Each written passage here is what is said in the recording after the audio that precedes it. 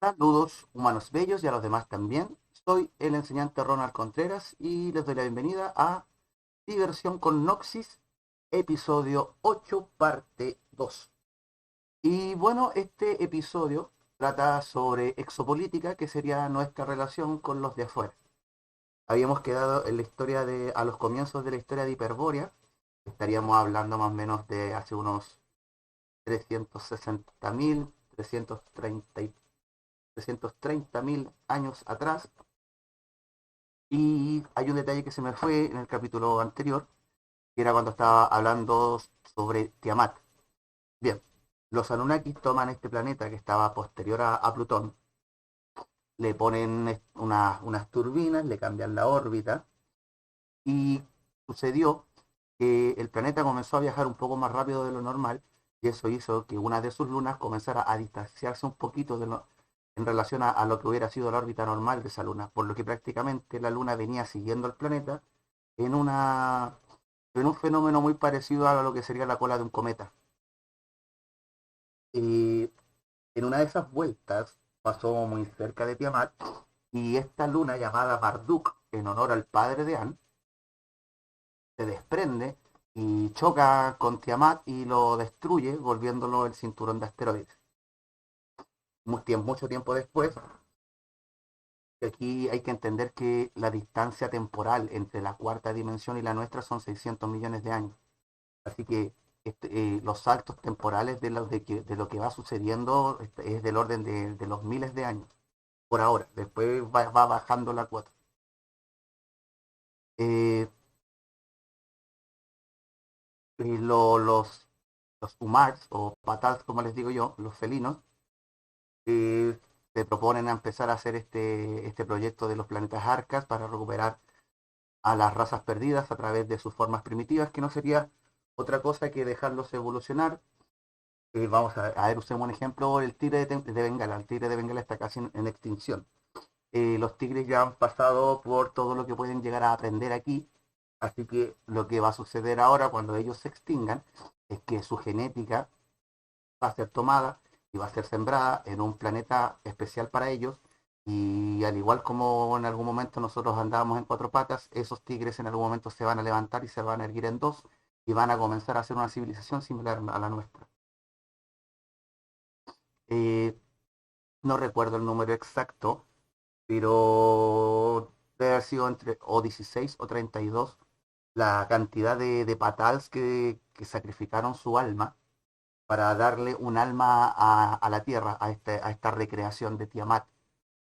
Se tomó plasma solar, lo trajeron al lugar donde querían y con trozos de Tiamat y trajeron sus trocitos de Tiamat, lo mezclaron todo, le metieron conciencia y, y comenzó el proceso de que el planeta comenzara a enfriarse. Bueno, si llego a hacer algún episodio sobre la Tierra hueca, les voy a explicar la razón científica de por qué los astros son huecos. Porque termina formando, porque como todo es un toroide, termina ahuecándose en el centro a medida que va aumentando la masa el volumen del cuerpo, pero no la masa, la masa no aumenta. Eh, bueno, sí pasa eso porque cada astro en el universo va atrayendo polvo cósmico y eso hace que pesen más, pero como es proporcional y bueno, son cosas que no se notan por la relatividad. Eh, Recrear nuestro planeta, bla, bla, bla. Mm, algo interesante. No, no, eso se lo del meteorito que mata a los dinosaurios se los voy a contar cuando sucede. Eh, Continuaríamos entonces con Hiperbórea. Como les explicaba, los vigilantes, los elfos, llegaron a civilizarnos, nos enseñaron agricultura, metalurgia, higiene, medicina, y básicamente aquí se encuentran todos esos conocimientos que los pueblos originarios dicen que nos fueron entregados desde arriba. Eh, el Hiperbórea se extendió más o menos desde la India hasta por allá por Croacia. Estas, estas pirámides que encontraron, no recuerdo bien, creo que era Ucrania o algo así, Pirámides de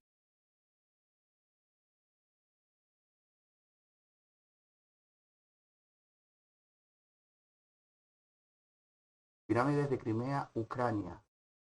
En esta historia es simpática por si la quieren investigar. Dicen que encontraron una entrada, un pasillo muy muy largo que era demasiado alto para que hubiera sido construido por humanos. Y al avanzar llegan a una parte donde había como una especie de campo de fuerza que no los dejaba pasar y el que lo tocaba se moría.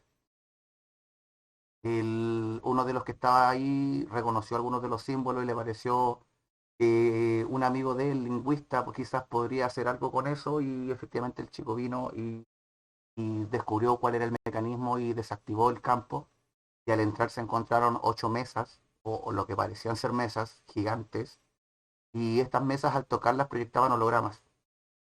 Cada mesa estaba orientada a un tema diferente. Uno trataba, por ejemplo, del ADN humano, el otro de cómo se conecta el alma al cuerpo, otro hablaba sobre la historia del planeta, otro sobre la historia del universo y así biología y los animales del planeta y así sucesivamente. Esa tecnología es Nefelín. Los Nefelín eran altos. Los Anunnaki también son altos. Los Anunnaki miden entre unos 2,30 m, 2,80 m, pero los Anunnaki ya estábamos hablando de metros y metros. La serie este anime del ataque de los titanes justamente trataría sobre la época en donde, eh, la época en que los gigantes comenzaron a comerse a la gente. Eh, Bien, llegaríamos a ese punto ahora. Eh, Satanael, mano derecha de Samael, le da- llegó y habló con Shamasa y le explicó el plan de Lucifer de rebelarse contra el orden divino, contra las jerarquías, que si se dan cuenta, no tiene el cuento de Lucifer no tiene nada que ver con los mortales, no tiene nada que ver con los seres de nuestro nivel. Es algo que le compete, por así decirlo, a los kamisamas y de los kamisamas para arriba. Los Kaios y los dioses de la destrucción para arriba. No es algo que tenga que ver con nosotros. Y bueno, aprovechando que nombré a Bills, voy a dar algunos detalles sobre ese personaje. Bills en inglés significa deuda, así que el dios de la destrucción podríamos decir que es el karma del universo. Detallito que quería comentar. Eh, Bien, Shamasa decide apurar el plan divino y como dice el libro de Enoch, o que también aparece por ahí en la Biblia, que se les filtró quizás esa información porque ese detalle rompe un poco el esquema de la historia que trata de inculcar la Biblia. Y dice que los hijos de Dios vieron que las hijas del hombre eran hermosas y tomaron esposas para ellos y tuvieron hijos. Y de esos hijos nacieron gigantes, pero también los héroes de la antigüedad. Eso dice el texto. Como les explicaba antes, la genética de los pleiadianos es de la 4D, así que sus planetas son más grandes y eso provocó que aquí nacieran gigantes. Y para esa altura del partido ya la humanidad, los distintos colores ya habían migrado. En la India más que nada había una fuerte presencia de la raza verde y de la raza naranja. Los verdes por ser quizá los humanos más confiados, por ser los del cuarto chakra, eran como los más tranquilos, fueron las primeras víctimas del canibalismo cuando la voracidad de los gigantes comenzó a generar escasez.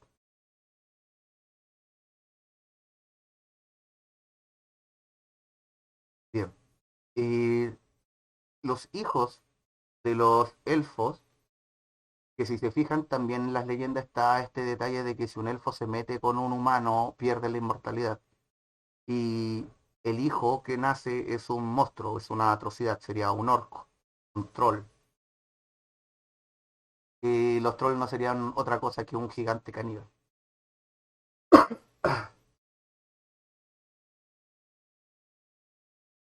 Bien, comenzó a pasar el tiempo, cada uno de estos gigantes quería ser tratado como un dios, como le explicaba, surgen los dioses del hinduismo y comienza a pasar de que los elfos comienzan a ver morir a sus hijos y no se explican por qué. Porque como ellos eran inmortales, no entendían por qué sus hijos no tenían esa cualidad. Y tiempo después de notar que sus hijos se estaban muriendo, comenzaron a morir ellos. Y cayó un poco la desesperación entre los Nefelim por este motivo. Y la causa de esto es que para tener la inmortalidad tendrías que tener prana ilimitado, eh, plasma vital constante. Y eso se logra cuando se posee coherencia con la fuente. Y todos nosotros podemos hacer eso. Pero ellos, al rebelarse contra el plan divino, eh, fue básicamente como negar su propia divinidad. Entonces se desconectaron del prana de la fuente. Y al no tener alimento, o, o el plasma, o más bien el plasma que sostenía sus existencias de forma indeterminada, tuvieron que buscar otras formas de alimento y claro, si no te alimentas de prana, te vas a alimentar de éter. Y este fue el momento cuando nos empezaron a enseñar cosas que no deberíamos saber. El maquillaje, por ejemplo, es una de ellas.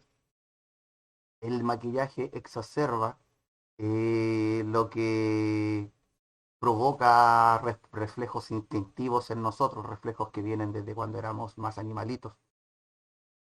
Entonces el maquillaje lo que hace es despertar la lujuria, despertar el deseo. Y como el deseo es magnético, esa energía sirve de alimento para el bajo astral.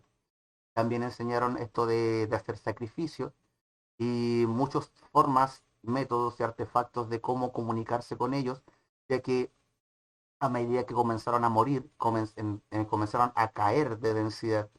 Al perder su cuerpo físico, el enlace del alma con el cuerpo físico que se habían fabricado aquí con genética nuestra, eh, comenzaron a caer a los infiernos y de allí viene el concepto caído, que es lo que significa Nefelim. Nefelim viene del concepto del Parsi, del idioma del Tíbet, que significa caer.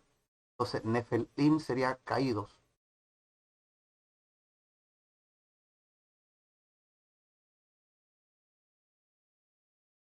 Para los, para los hiperbóreos todo fue bastante sencillo. No hay mucho que investigar allí. Vivían de la guerra, eran muy sádicos, había una cultura de guerrero, tenían ese tipo de mente, hasta que más o menos casi a fines de la tercera humanidad, casi a fines de Atlántida, cuando cambia el eje de la Tierra, sucede que los Anunnakis que llevaban un tiempo, los Anunnakis llegaron acá más o menos hace como 230.000 años. Y su llegada aparece en las leyendas japonesas, donde narran que el archipiélago de Japón surgió porque un dios espada en el mar, y al sacarla, las gotitas formaron el archipiélago de Japón.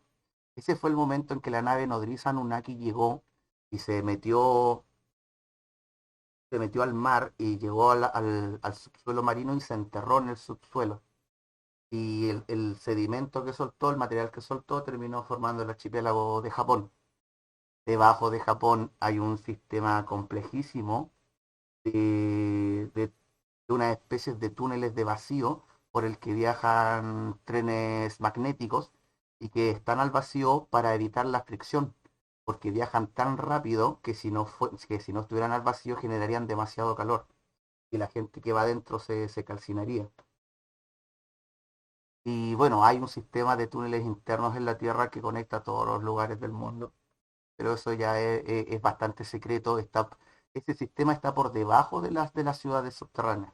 Si las ciudades subterráneas ya son secretas, lo que está debajo de ellas es aún más secreto. Los Anunnakis se instalaron al sur de África buscando oro y material radioactivo, específicamente uranio del uranio que nosotros usamos, no recuerdo el nombre, 316, 216. Eh, Específicamente ellos vivían en lo que ahora está bajo el agua, entre Madagascar y la costa sur oeste de África. El cambio de eje planetario hizo que esa zona quedara cubierta de agua. Madagascar antes era parte del continente. Y eso provocó que los Anunnakis se cambiaran de lugar y no encontraron mejor lugar para ubicarse que en Sumeria, dado que por cosas del desierto, que estaba el material que ellos buscaban, había oro y también, como son de sangre fría, necesitaban sol, calor. Y las linduras se instalaron prácticamente en la mitad del territorio Anunnaki, o sea, del territorio Nefelín, dividiendo el territorio de los Nefelín en dos prácticamente.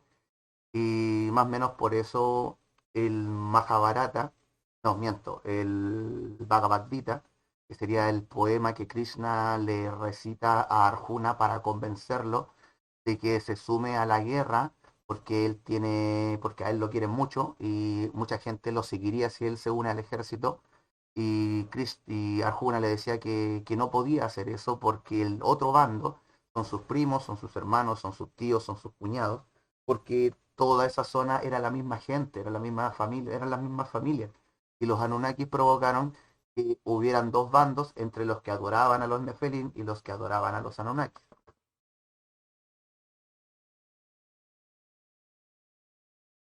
Cuando sucede esto, el que estaba al mando era el, el que conocemos como Krishna, el azulito Krishna, que cuando llegó Enki se le paró al frente y le habló de tú a tú.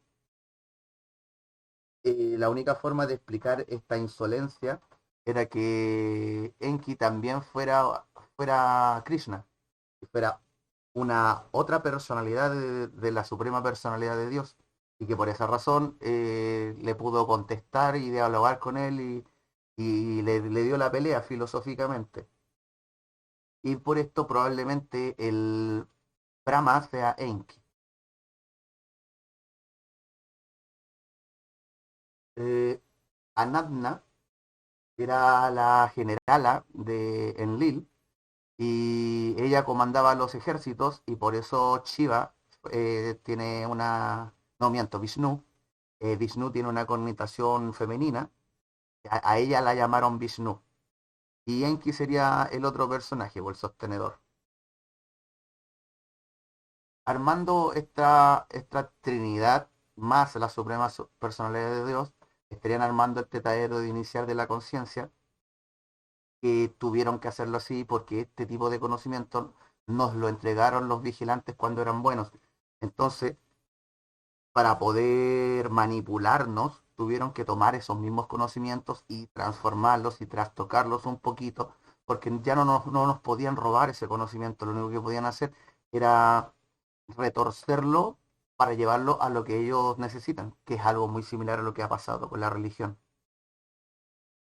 Entonces, por ejemplo, sucedieron cosas como que el tetraedro de la conciencia, donde está el Padre Madre y luego las tres formas de la luz, divino masculino, divino femenino y neutro, pasaron a ser tres personalizaciones, tres seres antropomorfos, Krishna, Vishnu, Ganesha y Brahma, donde caemos en el juego satanista de adorar falsas imágenes con formas antropomorfas para que los demonios usen esos envases y se puedan alimentar de nuestra adoración y también cumplirnos deseos y luego cobrarnos por esos deseos.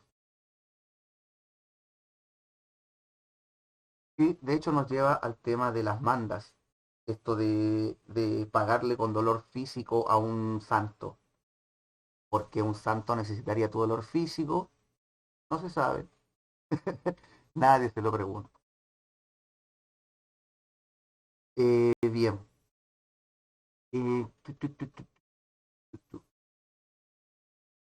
bien. Hay un momento anterior, un pasaje en la historia interesante anterior a la guerra de los reptiles con los Nefelim, que sería la historia de los que conocemos como Adán y Eva. Bien, dentro del plan divino normal, acerca del final de la tercera humanidad, para ayudarnos a dar el salto a la cuarta conciencia, te envía a una pareja de primordiales, que no sería otra cosa que seres que usan toda su genética. En estos momentos el único animal primordial que queda en nuestro planeta son las abejas. Un toquecito de eso nos dan en la película Ascensión Júpiter, donde nos dicen que las abejas reconocen a la realeza. Pero en realidad las abejas no son especiales por eso, sino porque son el único animal primordial que nos queda. Eh, Sería bueno quizás hacerle un análisis a la película Ascensión Júpiter en torno a las imprimaciones negativas que nos meten y a las razas de las que nos hablan, que también aparecen muchos, muchos, hasta los licantros aparecen, están muy simpáticos. Eh, de hecho, es el personaje que hace el weón este del Magic Mike. No veo feministas alegando por el Magic Mike. Deberían, ¿no? Es muy sexy. Eh, Adán y Eva. Bien. Cuando Shamasa le dice a su séquito que lo sigan en este nuevo plan que tiene, no todos lo siguieron, como también no todos los elementales se sumaron al plan de tomar el camino que tomaron sus padres. Y según el libro de Durantia, hay uno de estos vigilantes que se llamaba Van, que no dejó de perseguir el plan divino y sabiendo que Adán y Eva llegarían, se dedicó a construirles un hogar. Eh, Según calculo yo, lo que he investigado y he encontrado en diferentes fuentes, al parecer el Edén original, el primer Edén, estaba en el mar Mediterráneo y era una especie de lengua de tierra que, que se pronunciaba al mar, y le pusieron un muro al principio y dentro de esa zona comenzaron a construir las casas y comenzaron a acumular plantas comestibles, plantas medicinales y, animales de granja.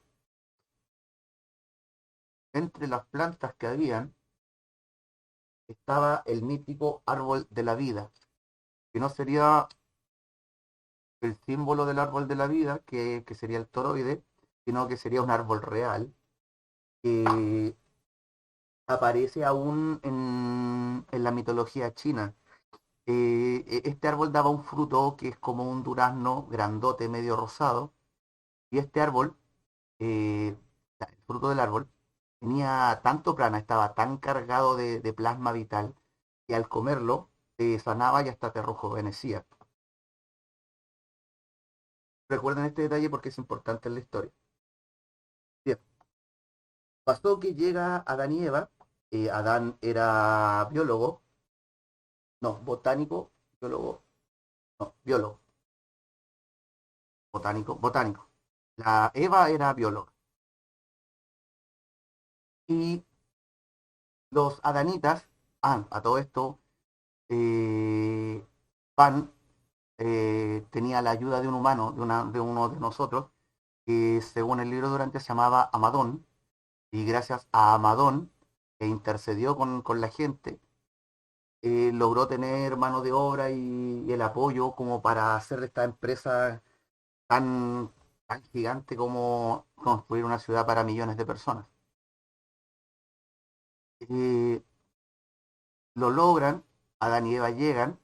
Como nuestro planeta había pasado a estar en cuarentena por el asunto de la rebelión de Lucifer, con el objetivo de que las almas de los desencarnados no migraran a otros planetas y contaminaran esos planetas con luferanismo, se cortaron todos los lazos con la Tierra y nos dejaron en un tiempo paralelo en donde solo estábamos nosotros. Y esta es la razón de por qué los tiempos no calzan con la cuenta larga del sistema solar girando alrededor de la galaxia. Por eso los periodos no son de 25.000 años. Las últimas humanidades sí siguen ese patrón, pero antes de eso, como estuvo la rebelión de Lucifer, nosotros estuvimos funcionando en un tiempo paralelo que no era el tiempo real, así que tuvimos como mucho, mucho tiempo en que nuestro tiempo era nuestro nada más.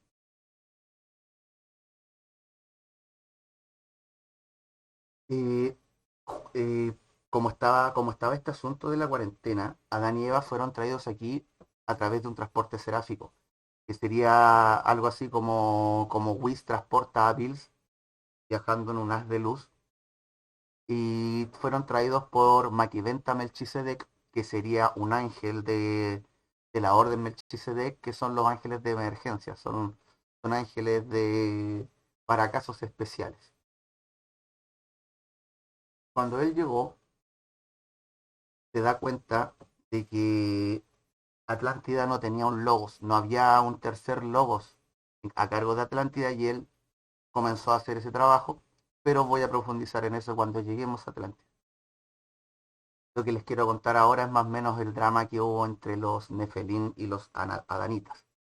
En esos tiempos, el patriarca de los Nefelín era Nod.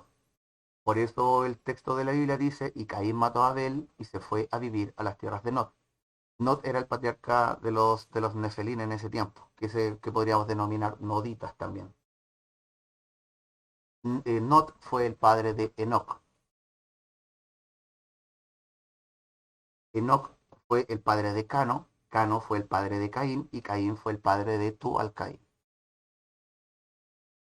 Ahora les voy a explicar cuál es el queso de, de Caín y Abel. Bien, Caligastias, Siamasa, no podía meter sus garras en el Edén, en el jardín, en la casa de Adán y Eva, porque ellos eran humanos despiertos y sus hijos también. Entonces, cuando él trataba de influenciar sus mentes, ellos lo veían. Por eso el texto dice, y la serpiente se paseaba por el Edén. Originalmente no decía serpiente, sino que decía traidor. El que diga serpiente actualmente tiene que ver con los reptiles, incluyéndose a sí mismos en la historia.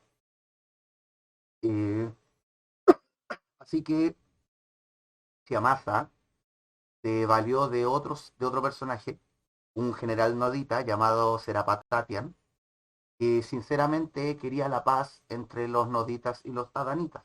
Entonces comenzó a meterle la idea en la cabeza a Serapatatian de hacerse amigo de Eva y de convencerla de tener un hijo con los noditas, con un nodita, para que hubiera un linaje común entre ambos pueblos y así lograr la paz. Eva se resistió mucho a esta propuesta. Ella sabía que contaminar su cuerpo físico con materia de aquí traería problemas para el plan. Estaba prohibido hacer eso. Ella tendría que solo reproducirse con su alma, con su llama gemela, que era Adán. Ellos están vinculados álmicamente. Sería algo muy similar a lo que cuenta la película Hancock, donde son una pareja que cuando están juntos se potencian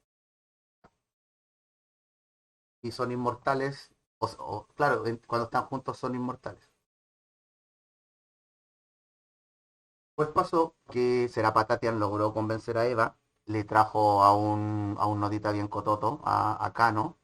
Cano hizo lo que tenía que hacer con Eva, de esa unión nació Caín.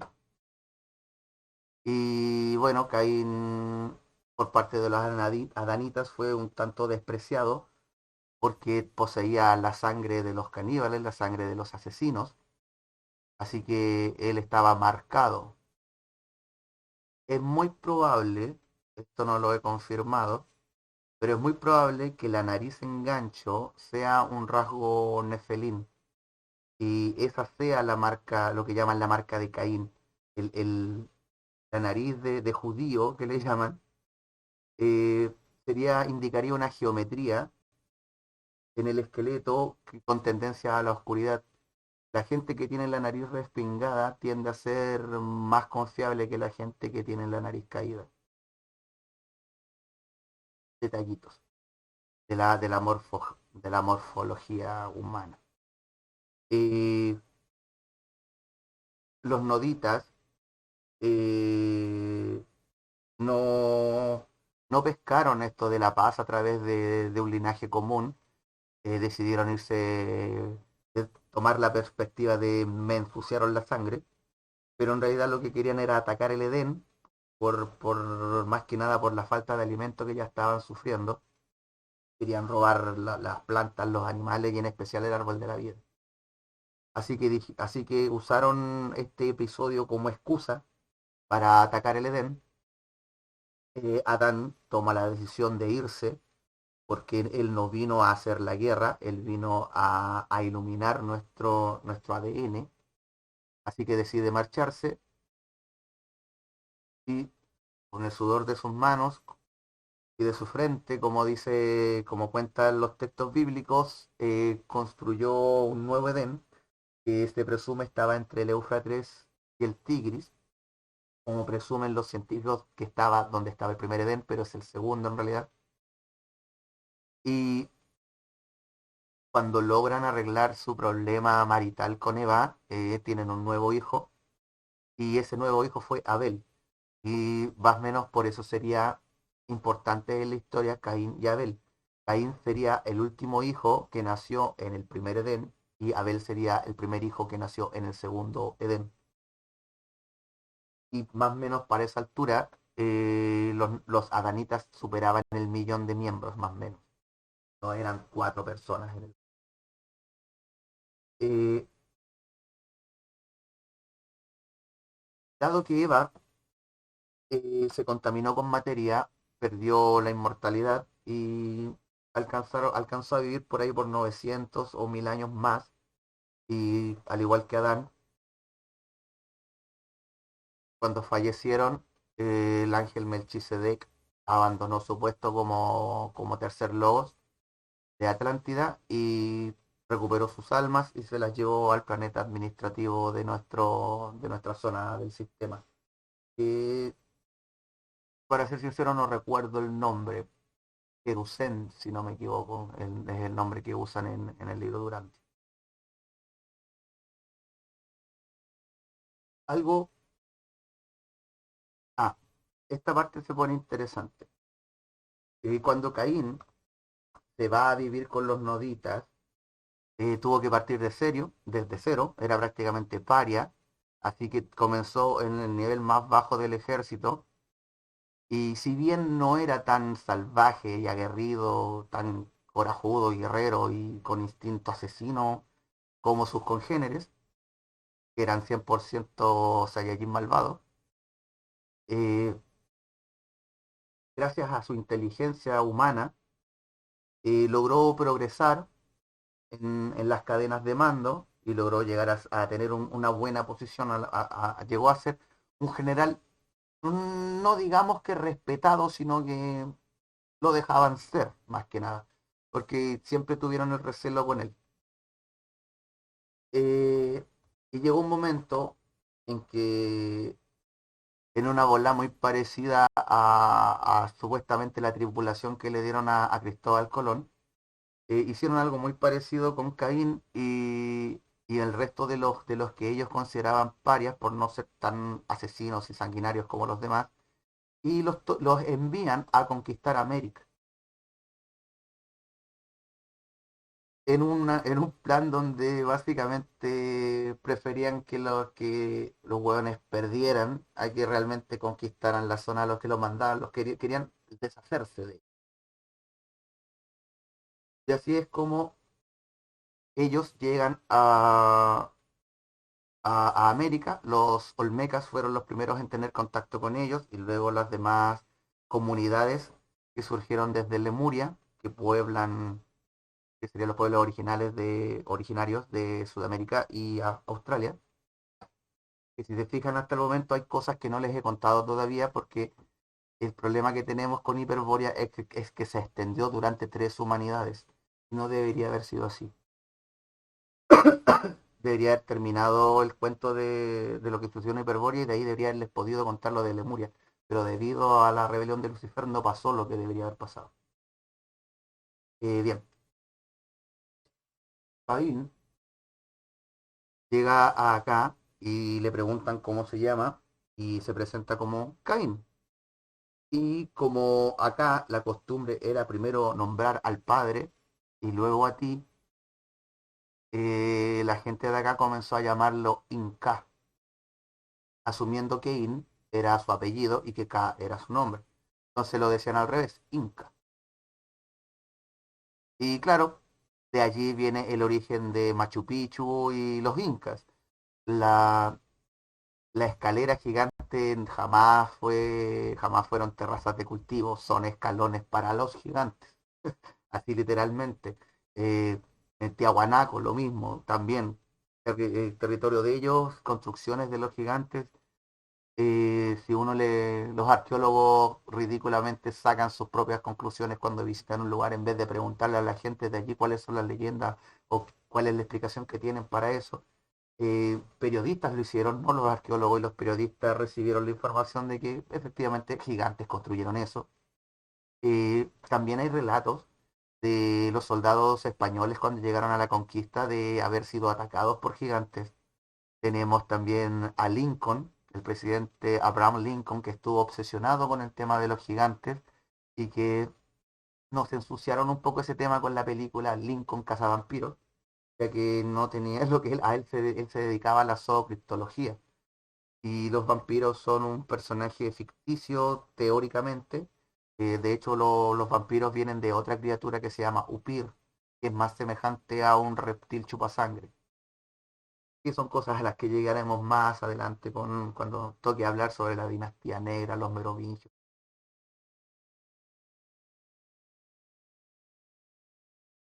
Eh, los Nefelín que llegaron para acá no eran como los originales, no eran sanguinarios, así que ellos llegaron, no llegaron en plan de conquista, sino que en plan de amigos, en plan de ayuda.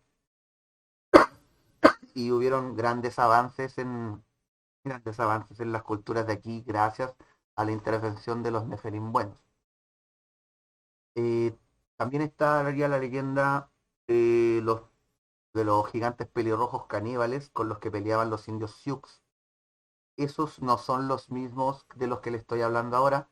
Ellos son los que llegaron por arriba, por el estrecho de Gibraltar, al igual que la migración de otros humanos, que realmente los humanos que migraron de esa forma serían los inuit, los esquimales.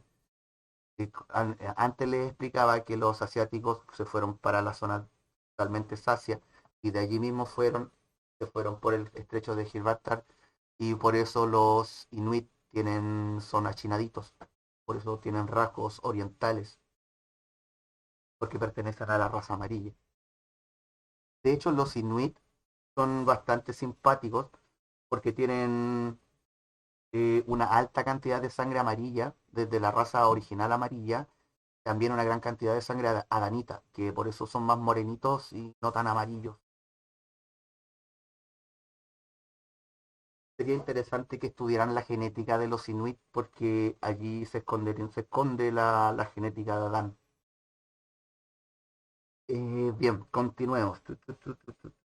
Bien, hay una leyenda en la historia maya que cuenta sobre un hombre que llegó de otras tierras y les cuenta la historia de su madre, una mujer que cometió un error y que por su culpa quedó un gran desastre y un árbol sagrado fue destruido.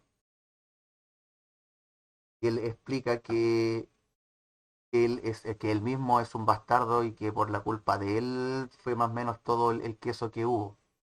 Y les cuento esto porque me resulta muy simpático que en las leyendas mayas esté la historia real de Adán y Eva en contraste con la que tenemos nosotros. Los mayas tienen la historia real de lo que sucedió con Adán y Eva.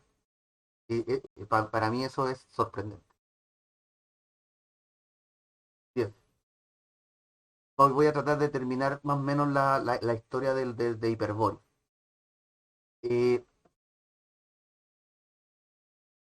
pero tendría que mencionar el nacimiento de los arios. Y para eso primero tendría que contarles lo... Mm, ya. Más o menos por ahí por el tiempo en que los Anunnakis recién habían llegado, cuando aún no hacían esa transición de estar viviendo bajo Japón para cambiarse a África, llegó a nuestro planeta maestro ascendido que que entenderíamos como Sanat Kumara. Sanat Kumara fue el cuarto logos de Venus. Se podría decir que cumplió la función de nuestro Zoroastro, entre comillas Jesús.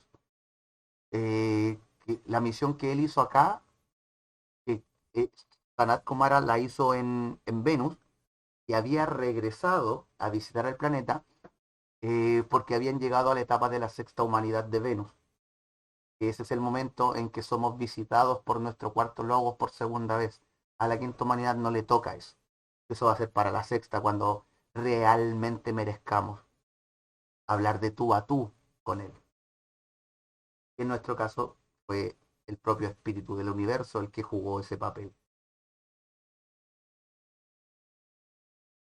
Debido a la cuarentena, Sanat Kumara quedó atrapado aquí en el sistema solar y aprovechando que estaba aquí, visitó la Tierra, se dio cuenta de lo que había hecho Chiamasa, de que había ensuciado la sangre de la primera humanidad. Así que decide pedirle ayuda a la gente de Sirio A, que se encontraba aquí cuidando a sus versiones primitivas, que serían los cetáceos. Eh, los cetáceos estuvieron de acuerdo, no tuvieron ningún problema en convidarnos de su genética. Principalmente la genética que fue tomada de los cetáceos es de carácter femenino. Eh, los cetáceos son una raza muy amada en el universo, son muy, muy amados. Son artistas, son cantantes, son bailarines. Eh, Matar delfines, compañero, matar delfines es de las cosas más asquerosas que ha hecho el ser humano. Los delfines son como los payasos del universo, son los payasitos, son algo hermoso, son bellos y nosotros los estamos matando. Y bueno, esto de que los nombraran como, que los hayan puesto en la categoría de humanos y ahora esté prohibido matarlos porque es lo mismo que matar a un ser humano, no tiene realmente que ver con el proteger a los delfines, sino el ponernos una traba que tiene que ver con el parto con delfines.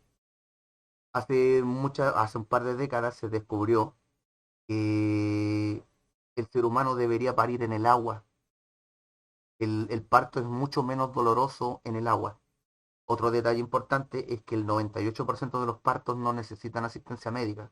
Se podrían practicar en el hogar sin tener que gastar lo que se gasta en el hospital.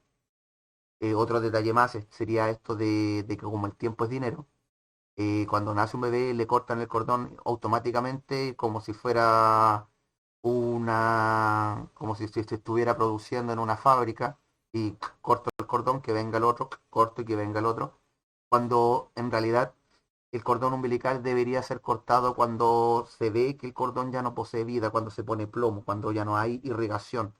Y ese es el momento en que el bebé terminó de recibir todos los nutrientes y sistemas de defensa y demás cosas que la madre le entrega. Si somos enfermizos, si somos débiles ante el medio, aparte del hecho de que, de que vivimos separándonos del medio, y ahora más todavía porque pasamos metiéndonos alcohol y eso nos destruye la flora bacteriana constantemente. No todas las bacterias son malas. Hay bacterias que necesitamos y que generan el equilibrio de nuestro cuerpo, como es la flora intestinal, la flora estomacal, la flora de la boca, lo que tenemos en las manos, lo que hay dentro de la nariz, etcétera, etcétera. Eh, el parto con delfines tiene la particularidad de que es menos doloroso aún y los estudios demostraron que los niños que nacían de esta forma tenían un coeficiente intelectual más alto de lo normal. La frecuencia de los delfines ayuda a mitigar el dolor y por alguna razón, que probablemente tenga que ver con nuestra genética cetácea, nos vuelve más inteligentes. Y por eso, al dejar al delfín como categoría humana, no puedes usar un delfín para un parto porque sería trabajo forzado, ya que al delfín le estás pagando con peces y no con dinero, lo que sería esclavitud. No puedes pagar el trabajo con dinero, el trabajo con comida está prohibido. Y así nos quitaron esa posibilidad. El Sanat Kumara tomó al hombre rojo, que básicamente serían los aborígenes de América y Australia, los latinos, nosotros mismos, nosotros somos la raza roja, somos la sangre, somos la pasión, por eso bailamos y saltamos y nos reímos y somos tan energéticos. Eh, Al sumar la genética de los cetáceos con la del hombre rojo, surgió lo que podríamos llamar el mono de agua rojo, que para nosotros lo entenderíamos como las sirenas. Tanto en África como en Australia hay pictografías, dibujos en las cuevas, en donde se ven a los humanos normales cazando, en realidad pescando en conjunto con las sirenas y delfines, y todavía hasta hoy en día hay comunidades que trabajan pescando con los delfines aún. Cuando hay un rasgo súper simpático que, que aún conservamos que tiene que ver de estos tiempos de cuando éramos acuáticos, que es que en las orejas está el canal auditivo, en la parte de arriba del canal auditivo se puede levantar en algo muy parecido a lo que es el punto G en las mujeres. Si uno presiona hacia arriba, esta zona bloqueas el reflejo de estornudar.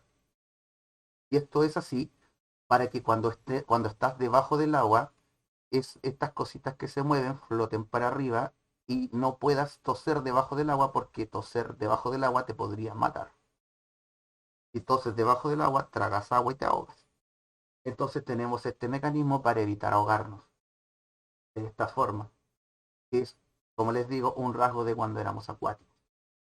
Otro rasgo de que éramos acuáticos es esto de que el parto es mucho más natural en el agua. Cuando las sirenas evolucionaron a tener pies, Sanat Kumara los tomó y los llevó a un continente que se encontraba frente a las costas de Chile y entre Australia y las costas del Pacífico. Isla de Pascua sería un trocito que quedó de ese continente de Lemuria y correspondería a las zonas altas de Lemuria, con las montañas, lo que hace mucho más curioso el tema de los Moais, que no tengo mucha información de eso, así que no voy a profundizar en eso tanto que digamos. Ahí tengo pequeños datos sobre eso, pero no es la historia completa.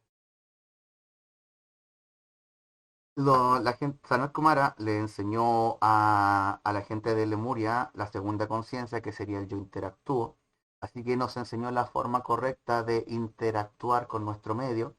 En esos tiempos, o por lo menos a esa humanidad, los animales los querían mucho. Nosotros teníamos la capacidad de comunicarnos con ellos, nos comunicábamos con las plantas y éramos un agente de ayuda. Los animales recurrían a nosotros por ayuda. Y si bien comíamos carne, había un profundo respeto sobre el cuerpo que se estaba tomando y el animal por sí mismo había decidido ser alimento en gratitud. Muy parecido al cuento del conejo que se va a la luna, que aparece al principio de la película de Buda, donde vemos a un ermitaño, un sabio de la montaña, sufriendo de hambre y frío porque estaba nevando y junto a él hay un lobo, un oso y un conejo. El, el lobo y el oso traen comida y ramitas para hacer fuego y el conejo no tenía nada más que aportar que su propia vida, más que ser alimento, más que ayudar a la vida a seguir existiendo. Es un mensaje muy bello del autosacrificio, que es el amor puro. Eh, Cuando sucede el cambio de eje anterior al cambio de eje que provoca que los Anunnakis se vayan para Sumeria, sucede que Lemuria queda debajo del agua. Sanat Kumara tomó a los más sabios, a los más cototos, a los mejores, de Lemuria y se los llevó a una gran isla que está entre Miami, que estaba entre Miami y Cuba, que sería Atlántida, y los instruyó y formó para que fundaran Atlántida. El resto de la gente, los mortales comunes y corrientes, como cualquiera de nosotros, migraron para las costas de Chile o para Australia. Y esa es la razón principal de por qué los asentamientos humanos más antiguos que se han hallado están al sur de Chile. Y también porque el marsupial más antiguo del planeta está al sur de Chile también. Y la razón es que Lemuria conectaba a Australia con este lado. Se podía, se, po- se podía cruzar de un lado a otro. Era como de viajar desde Valparaíso a Isla de Pascua, cruzar todo Lemuria y después te quedaba una distancia bastante similar entre Lemuria y Australia. Entonces un animal perdido en el mar podía llegar y cruzar flotando en un tronco o algo así. Bien, creo que lo voy a dejar hasta aquí. Ya habríamos, que serían básicamente haberles contado un poco de la historia de Lemuria y avanzamos un poco con la historia de Hiperbórea y un poco con lo que hicieron los reptiles. En el siguiente episodio entraríamos a hablar sobre qué es lo que sucedió en Atlántida y ahí llegaríamos al momento en que los Nefelim pierden y entraríamos al cuento de cuando los Anunnakis comienzan a figurar en la historia como los creadores. Gracias chicos por su tiempo, gracias por la paciencia, gracias por el apoyo. Ayúdenme con su like, ayúdenme con su suscripción, ayúdenme compartiendo. Si quieren ser más pulentos me pueden apoyar en Patreon. No hay material exclusivo en Patreon, tampoco es tan genial. Escribo, cuando se me ocurre algo interesante lo dejo ahí. Está más que nada para que me puedan apoyar económicamente los que quieran hacerlo. Y eso, hasta la próxima chicos.